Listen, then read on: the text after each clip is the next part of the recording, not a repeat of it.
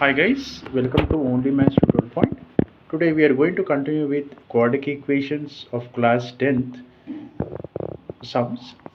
Till previous video we discussed with some points, right? So today in this video we are going to cover few sums. These are very important for 10th board exam.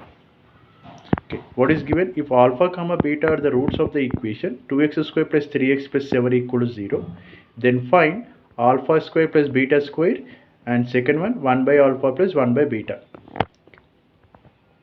Okay, take the given quadratic equation and comparing with ax square plus bx plus c equal to 0, where 2 is coefficient of x square and 3 is coefficient of x, that is okay, and c is a constant, that is 7.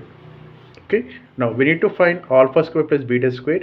So from the formula a plus b whole square, we get a square plus b square plus 2ab, right?